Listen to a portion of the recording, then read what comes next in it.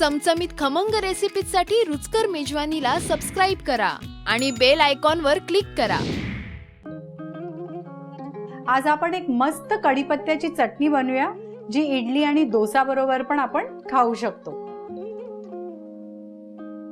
त्याच्यासाठी मी 1 टेबलस्पून तेल गरम करते आणि तेल गरम झाल्यावर त्यात मी 1 टेबलस्पून धणे हे काही सेकंद भाजून घेते। मग त्याच्यात आपण 1 टीस्पून जिरं हेही जरा भाजून घेऊया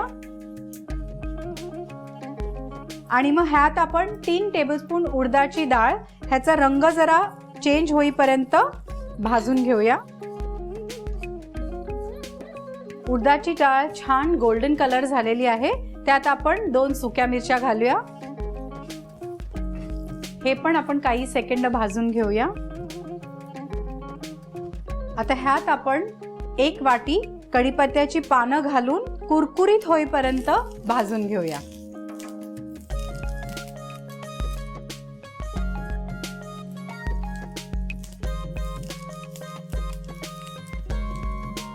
कढीपत्त्याची पानं पण छान कुरकुरीत झालेली आहेत। आता गॅस बंद करून आपण हे थंड होण्याची वाट बघूया।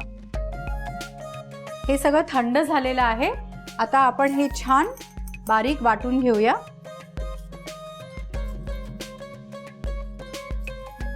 आता ह्याच्यात आपण 1 टीस्पून जाड चिंचेचा कोळ घालूया आणि अर्धा लिंबा एवढा गूळ, चवीप्रमाणे मीठ आणि याला आता आपण छान बारीक वाटून घेऊया।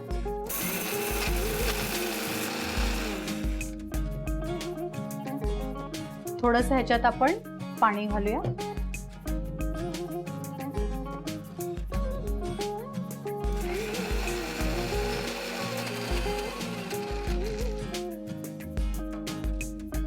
आपली चटणी आता ऑलमोस्ट तयार आहे। त्याच कढाईमध्ये आता आपण 1 टीस्पून तेल गरम करून घेऊया।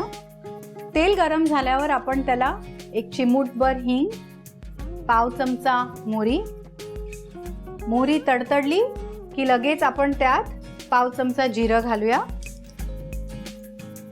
आणि ह्यात आपण वाटलेली चटणी जरा परतून घेऊया।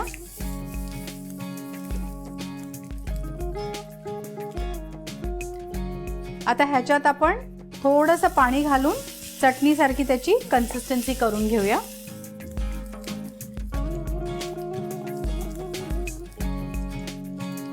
गॅस आता बंद करून घेऊया। आपली चटणी तयार झालेली आहे। ही एका वाटीत काढून घेऊया। ही फार पौष्टिक आहे कारण कढीपत्त्यामध्ये फार न्यूट्रिएंट्स असतात। तर ही चटणी तुम्ही डोसा किंवा इडली बरोबर खाऊ शकता। ही नक्की ट्राय करा आणि मला कळवा। अशाच सोप्या रेसिपीजसाठी रुचकर मेजवानीला सबस्क्राइब करा।